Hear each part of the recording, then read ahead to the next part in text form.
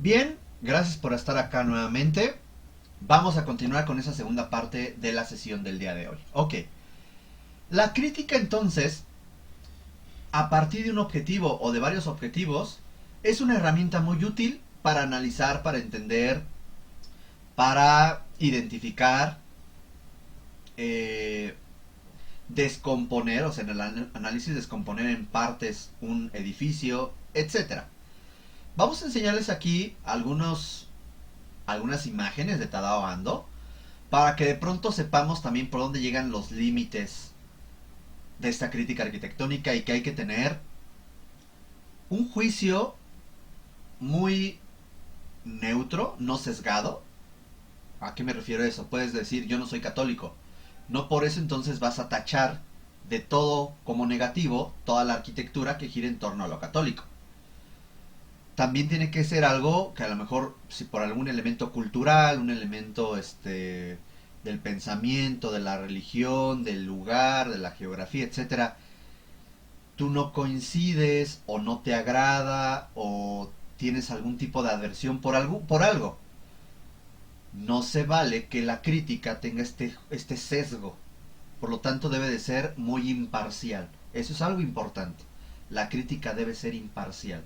Pero también tiene límites y estos límites tenemos que reconocerlos. Y son límites de nosotras y de nosotros, no del objeto en sí. ¿Vale? Aquí tenemos la iglesia sobre el agua de Tadao Ando, también del 85-88, ya tiene 30 y tantos años este edificio. Y vean, ¿no? Es interesante porque si hablamos del imaginario colectivo, nosotras y nosotros como mexicanos, comúnmente si hablamos de una iglesia nos llega una parroquia o una catedral o una capilla barroca, con su fachada, sus campanarios, su planta de cruz latina, sus retablos dorados. A ver, eso ya pasó hace muchos años. ¿Es importante? Claro que es muy importante. Pero vean, eso que estamos viendo aquí, que está en Japón, es un templo católico. Muy diferente. Yo no veo retablos, yo no veo ahí el campanario, yo no estoy viendo ese tipo de cosas. Los tiempos han cambiado. Después de los años 50, 60, 60, 70, no recuerdo bien, es por los 60, fue el Concilio Vaticano II en donde se decía o se da pie a la libertad creativa y plástica de los edificios religiosos.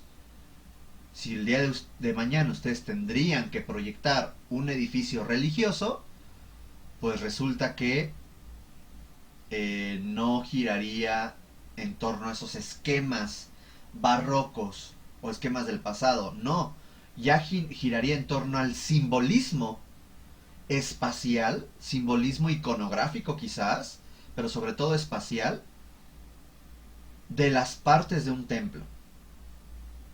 ¿Ok? Los envolventes, ahí pueden cambiar, los materiales pueden cambiar, pero la espacialidad, el cómo se cumplen tales actividades como es la liturgia, eso ahí sigue. Fíjense aquí qué interesante, no hay como tal un presbiterio. Existe un presbiterio que es como agua y no la puedes pisar. Solamente Cristo, ¿no? Fíjense cómo comenzamos a buscar una serie de metáforas en el discurso que se vuelve interesante. Vemos como toda la vista está enfatizada no en un retablo dorado, sino en el paisaje mismo, algo muy japonés. A lo mejor nos recuerda mucho al animismo o al sintoísmo japonés, en donde hablaba de la importancia del jardín. De hecho, para la arquitectura japonesa el jardín es muy importante. Pues ahí tenemos todo este paisaje, sobre el agua y en medio una cruz, que por momentos no sabemos en dónde nace esa cruz, pero sabemos que está en el agua. Tú quieres ir allá, te vas a mojar. No puedes caminar sobre el agua. Fíjense qué propuesta tan interesante. Ahora, esto es a partir de nuestros conocimientos. Necesitamos más fotografías, plantas, cortes, vistas. A lo mejor leer qué dijo el autor sobre esto, qué ha hecho el autor en otras obras, como para poder ir enriqueciendo esta crítica. ¿Para qué? Pues porque quiero entender la obra. Partamos de un objetivo más sencillo. Quiero entender la obra. Quiero entender la obra y saber de esta qué puedo reinterpretar para mi práctica arquitectónica. Eso es súper valioso y creo que es el objetivo más primordial para nosotras y nosotros.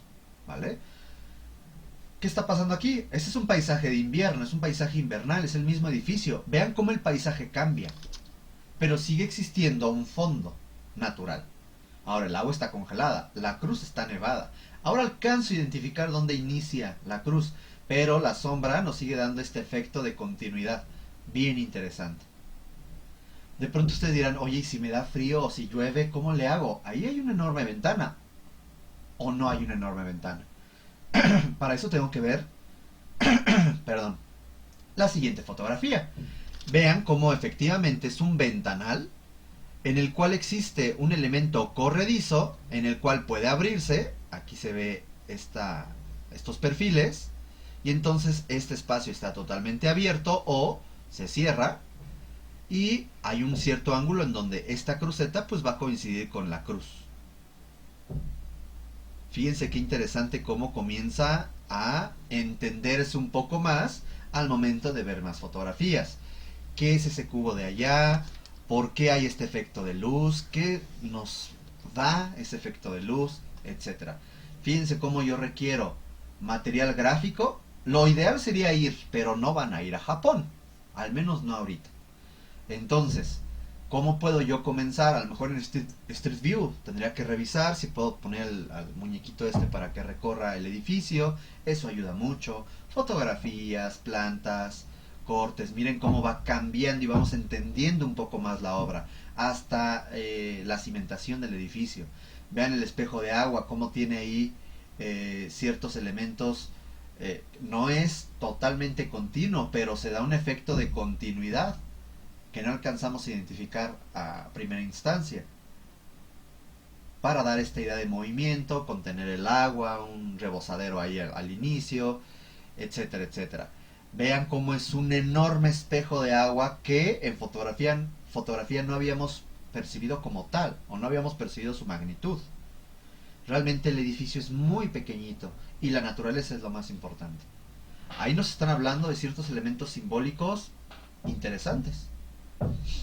Vamos a ver qué otros edificios ha hecho Tadao Ando. Aquí está la capilla del Monte Rocco, en Osaka, Japón, de 1986, 35 años. Vean qué es lo que tenemos aquí. Es una capilla que tiene al fondo un muro donde hay una cruz muy sencilla. Vemos ahí el altar, vemos la mesita que es muy importante. No me pregunten dónde está el altar del proyecto anterior. Yo siempre me lo he preguntado. Quiero entender que el altar es el mismo espejo de agua, porque una iglesia sin un altar no es una iglesia. Pero bueno, ahí está la mesita. Ahí sí vemos claramente el altar.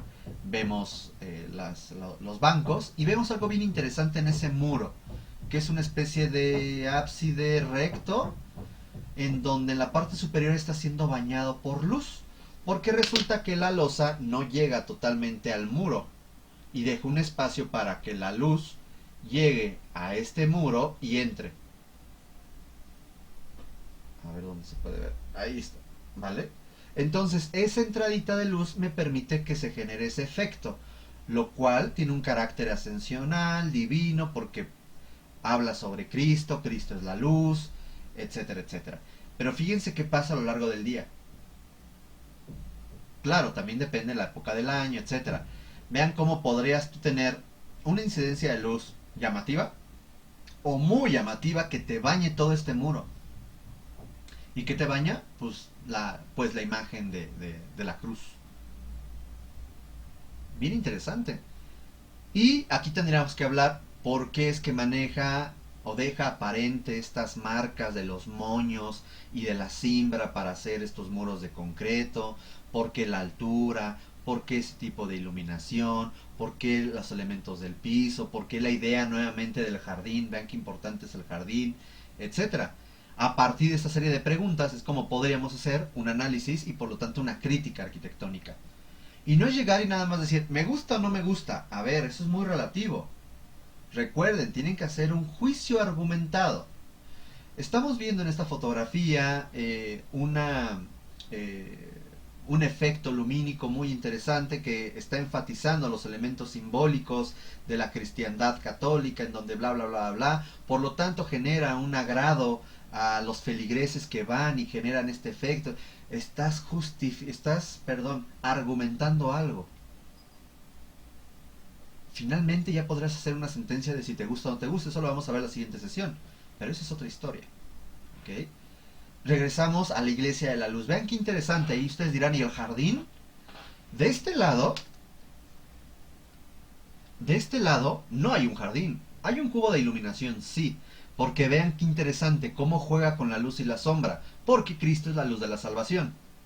Y tú caminas a la luz.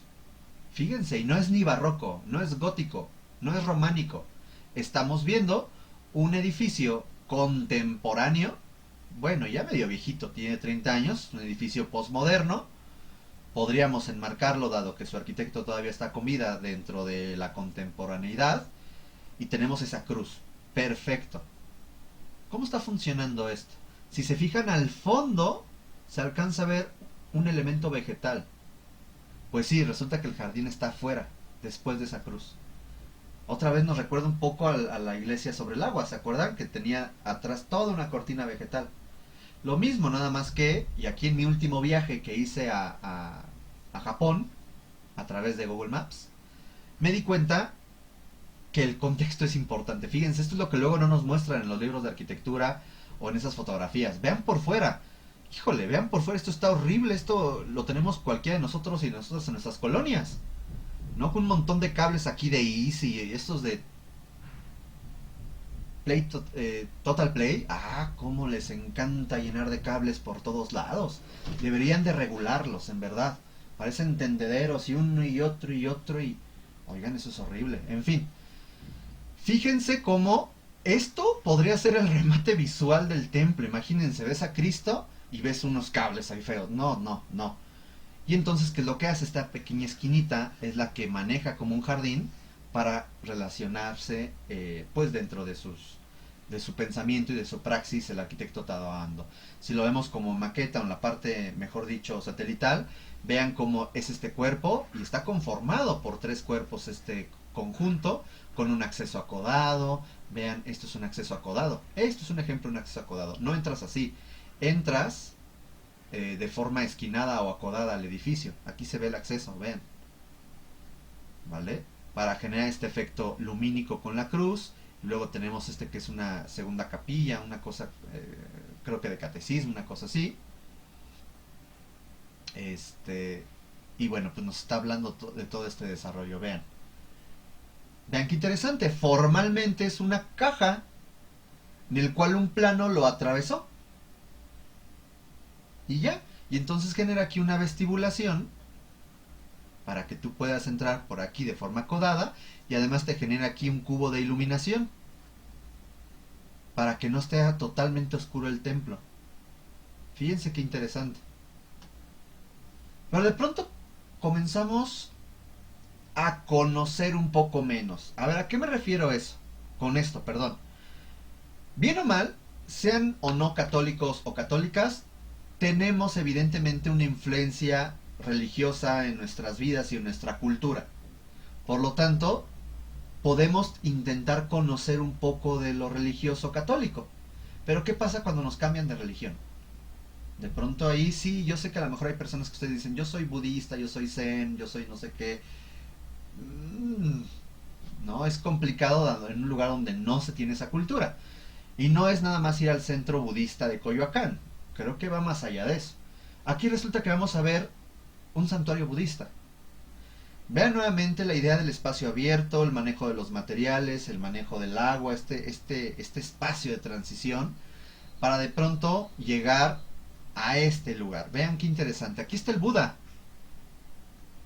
De hecho, y todo esto que estamos viendo es una obra de este señor. Entonces, para poder pasar por ahí, tienes que pasar por esta procesión, esta transición, que tiene que ver mucho con la cosmovisión budista.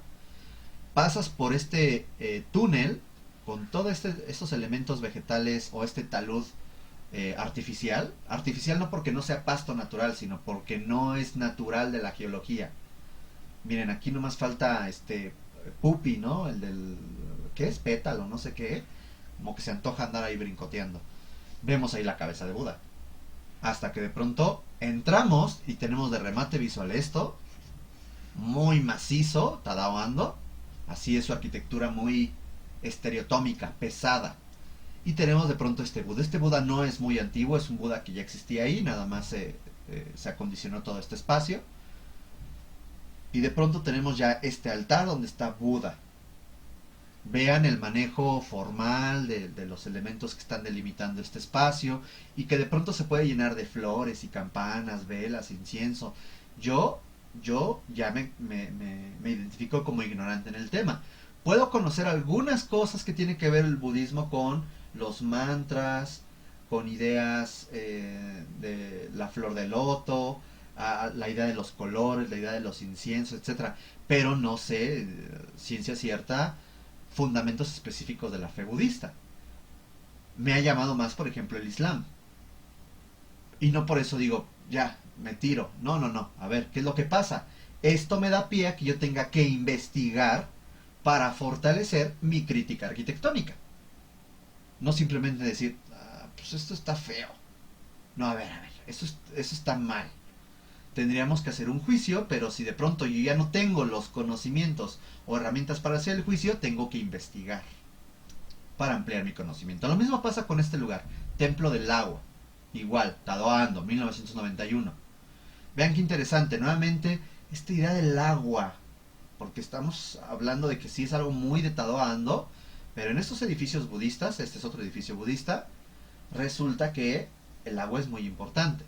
Si alguien lo sabe, si alguien nos quiere compartir, por favor compártanlo ahí en el Classroom y se les agradecerá. Resulta que ustedes entran a través de un estrecho pasillo y pareciera que entran al agua.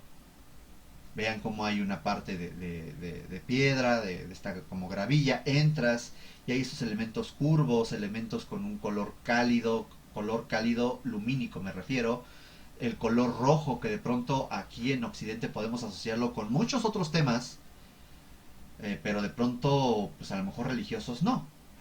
Desde temas capitalistas, desde temas sexuales, desde temas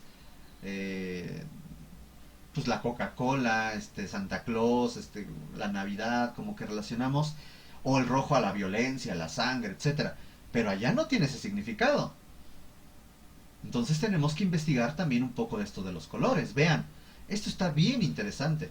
Vean el juego de colores, de sombras. De pronto decimos, híjoles, que aquí en Occidente podría esto significar otra cosa. Entonces, ¿qué tengo que hacer? Investigar.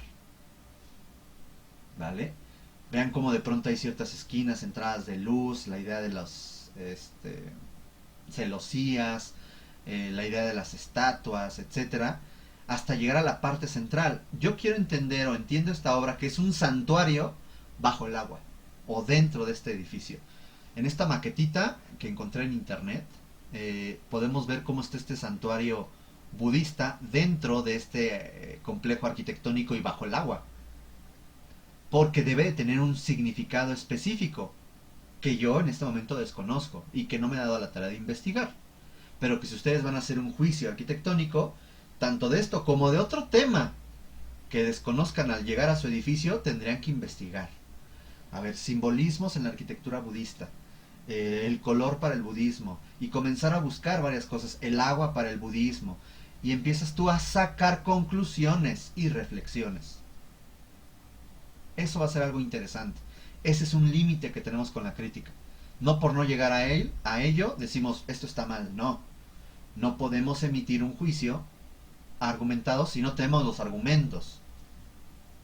Y así podríamos hacerlo lo mismo con otras obras. La terminal del aeropuerto John F. Kennedy en Nueva York. ¿Por qué tiene esa forma? ¿Porque sigue un momento específico de la historia? ¿Sigue un momento específico del desarrollo arquitectónico de Estados Unidos? ¿O porque realmente, como dicen, es un águila, es el águila norteamericana iniciando su vuelo? Y eso está, no manches, ¿no? Como que por ahí no iba. Tendríamos que leerlo, a lo mejor Eero Saarinen dijo que sí era un águila, no lo sé. Vean, no me acuerdo, creo que ya en alguna otra sesión habíamos mencionado algo de este edificio. Vean los colores, las texturas, el dinamismo que vemos en este proyecto. Y podemos tener así varios proyectos y a veces más complejos. Vean la cantidad de espacios que hay al interior de este edificio y por fuera nos habla, el volumen no nos habla de su función, eso es un hecho. Pero entonces, ¿cómo puedo comenzar a analizar esto? Pues descomponiéndolo en partes. ¿Cómo funciona? ¿Cómo se estructura? Eh, ¿Cuál es su expresividad? ¿Cuál es su interrelación con el contexto? Y esa es otra forma que nos va a ayudar a entender la obra, nuevamente. Si así la vemos, decimos, no me gusta, ¿por qué? Porque está muy picudo. A ver, eso es una cosa que no tiene mucha lógica. Tienes que comenzar, antes de hacer un juicio, a analizar y entender la obra. Y esa puede ser justamente el objetivo de tu crítica arquitectónica. ¿Ok? Y vamos a llegar a este tema que retomaremos la siguiente sesión, que se llama la ontología de los valores. A ver, ¿qué es un valor? El valor se refiere a una importancia, mérito, significación que tiene o se le atribuye a algo o a alguien por sus cualidades o por cumplir con ciertos requisitos. Ok. Resulta que valor se refiere a algo que valer significa tener valor. Eso nos dice la filosofía. Uno dirá, ah, vaya, no lo hubiera imaginado. Bueno, ¿pero a qué se refiere? Resulta que valer es tener valor. A ver, voy a leerlo para no confundirles. Dice, valer significa tener valor. Y tener valor no es tener una realidad entitiva más, ni menos, sino simplemente simplemente no ser indiferente. Ese término es con el que ahorita, hasta el momento, me voy a quedar. Hay un algo que puede pasar, ¿cómo explicarlo? Puede haber un objeto que por sus mismas características no puede pasar por indiferente. Y ahí tenemos estos famosos contenedores, que de pronto sus características, sus cualidades, nos permiten revalorarlo, o sea, darle un valor diferente a ser nada más una caja para guardar y transportar materiales y convertirlo en arquitectura. Y aquí tenemos estas propuestas que también fue algo que se usó mucho, hoy en día ya no tanto, pero se usó mucho hace 15, 20 años, 25, el querer transformar estas cajas en espacios arquitectónicos. Ahí le estamos cambiando el valor de un valor de uso mercantil, de traslado comercial, a un valor arquitectónico. Pero a ver, entonces, ¿qué es eso de valor? ¿Por qué es que estoy tomando esta caja como un elemento para hacer arquitectura? Bueno, resulta que hay algo que se llama ontología de los valores. Y esta ontología de los valores dentro de la filosofía nos dice que toda la realidad está conformada al menos de 3 esferas. Los objetos que son reales, o sea, elementos objetivos, temporales y causales. Los objetos que son ideales, o sea, lo subjetivo, intemporal y no causal. Y si se fijan, eso lo estamos viendo a lo largo de pues de toda su carrera, lo han visto, compañeras y compañeros, que hay dos realidades, una realidad objetiva y una realidad intuitiva, objetiva, que van de la mano. No están separados, al contrario, son una dualidad que conforman nuestra realidad.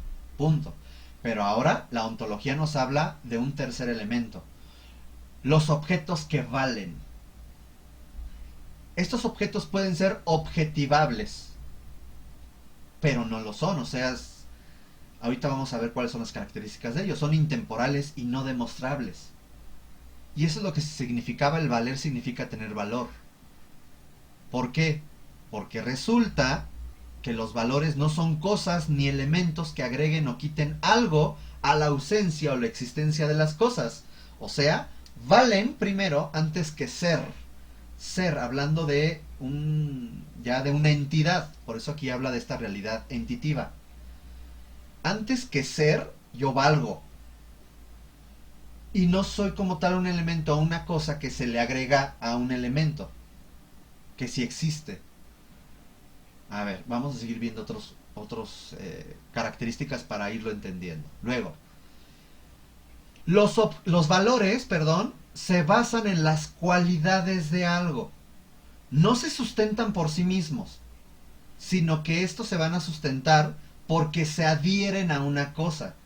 Pero esa adherencia no es, nuevamente, una cosa o un elemento, simplemente es un valor. Y volvemos a la misma de, ok, o sea que el valor es algo que no se toca y que se adhiere a un objeto. ¿Para qué?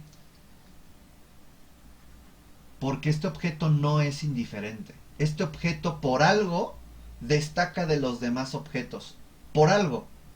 Por su color, por su tamaño, por sus características, por su amplitud, por su versatilidad, y ahí ya comenzamos a poner palabritas. Podríamos poner por sus características arquitectónicas, por sus características tecnológicas, por sus características científicas, por sus características artísticas, características arqueológicas. Espérense, ya estamos metiendo términos. Y esos son los valores. Un objeto tiene un algo que lo hace destacarse frente a otros por ese algo, por esa cualidad o suma de cualidades, que podríamos entender que tiene además un contravalor. Aquí nos dice, y esto es la ontología de los valores. Los valores no son indiferentes. Todo valor tiene su contravalor negativo o positivo. Ese es un punto bien positivo, bien interesante que tenemos que identificar. Max Scheler nos habla de esta clasificación de los valores en algo que se llama la axiología. Antes de leer esto de la axiología nos dice, los valores no son solamente impresiones subjetivas, de agrado o desagrado. No podemos nada más dejar en que, ay, esto me gusta porque pues brilla. No, a ver, no, por ahí no va. No son impresiones subjetivas de agrado o desagrado que nos producen las cosas y que nosotros o nosotras proyectamos en ellas. Y aquí pongo yo entre corchetes, se basan en juicios, nuevamente con la temática que estábamos revisando. Son juicios argumentados, donde la razón y la lógica es la base para poder señalar esta característica de valor. Y eso es importante. La axiología será la rama de la filosofía que estudia los valores y los juicios de valor. Por lo tanto, los valores, en parte, se basan pues en estos argumentos y juicios que alguien o alguienes dan a un objeto y se lo atribuyen a consecuencia de sus cualidades y sus características. Podemos tener diferentes tipos de valores, pero lo que es un hecho es que pueden existir dos o más valores en una obra. Muchas veces se complementa un valor con otro, a veces se yuxtaponen uno con otro complejizando el entendimiento de este valor, o a veces un valor se contrapone a otro valor en un mismo objeto arquitectónico. Entonces, entendamos esos tres elementos: se complementan, se yuxtaponen o se contraponen. Max Scheler nos señala que existe esta pirámide de valores útiles, valores vitales, valores espirituales, valores religiosos, en donde además genera un desglose de conceptos. Nos dice que en los valores útiles encontramos lo agradable y lo desagradable, lo adecuado y lo inadecuado, lo conveniente y lo inconveniente. En lo vital encontramos lo fuerte y lo débil. En lo espiritual encontramos valores lógicos como la verdad y la falsedad, valores estéticos como son las categorías estéticas que volveremos a ver la siguiente sesión, o valores éticos que es lo justo, lo injusto, lo misericordioso, lo despiadado, etc. Y finalmente valores religiosos como lo santo y lo profano. Eso nos dice Max Scheler dentro de la axiología a partir de la teoría de la arquitectura de José Villagrán García. ¿Ok? Ahora, ¿qué pasa con la arquitectura? Lo vamos a ver de forma muy general y lo continuamos la siguiente sesión. Los valores arquitectónicos, ojo con esto que les acabo de poner ahí. 1. Son valores asignados por el ser, en lo individual o por la colectividad, ya sea porque una comunidad, una nación, un pueblo, una familia, una pareja o tú le has asignado a un objeto urbano arquitectónico por sus cualidades, por su importancia, por su ubicación. 2. Los valores arquitectónicos son cambiantes a lo largo del tiempo. 3. Los valores arquitectónicos son matizados por la cultura, tiempo y espacio en el que se identifican o analicen. 4. Los valores son culturales. Los valores arquitectónicos son eminentemente culturales porque se adhieren al objeto arquitectónico a consecuencia de su existencia, importancia y o cualidades, como resultado de lo social, de lo político, de lo económico, de lo artístico, de todas estas esferas que ya habíamos platicado, que forman parte de lo cultural. Entonces, caso ideal para ejemplificar esto, la columna de la Independencia. La columna surgió siguiendo ciertos valores en un pasado ya lejano, porfiriano, que buscaban enfatizar la gloria de la independencia nacional, los 200 años de la independencia. A mediados del siglo XX, en un sismo en 1957, si no me equivoco, se cayó el Ángel. Híjole, se cayó la victoria del país. Fíjense lo que significaba. Hoy en día sabemos que últimamente este edificio ha sido bastante polémico, que porque se supone que ha sido vandalizado, depende del enfoque en como lo quieran ustedes ver. Lo que es un hecho es las manifestaciones que buscan el cese a esta violencia, a la violencia hacia la mujer, el cese de este gobierno o de este país feminicida, como se ha señalado, etcétera. ¿Y qué es lo que pasa? Se raya un monumento. Sí, quemen el monumento. Las vidas no regresan. El monumento se reconstruye. Pero ¿qué estamos viendo aquí? Que se ha revalorizado o se le ha reasignado un valor con el tiempo. Si la gente ya no quería a Cristóbal Colón, ¿se acuerdan que era una escultura que hace poco, pues el 12 de octubre, sonó mucho, que lo querían destruir? Si ya la gente no quiere esa escultura, la escultura entonces se va a un museo. Ya tuvo su cometido, ya tuvo su función. Hoy en día la gente ya no le da ese valor. Ahora, donde se encontraba la escultura de Colón, tiene otro enfoque y otro valor y otro hito urbano y otro hito cultural. Lo mismo con el Ángel de la Independencia.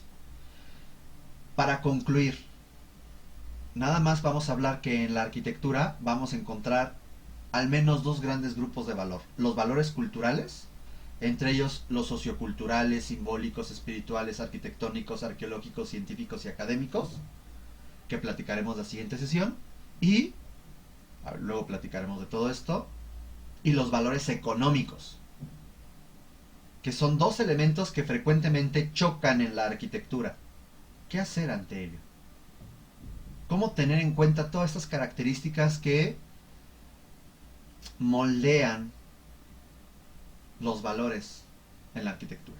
¿Vale? Hasta aquí dejamos esta presentación. La siguiente sesión iniciamos en esto que nos quedamos y continuamos con los subtemas pendientes. Muchas gracias, cuídense y bye.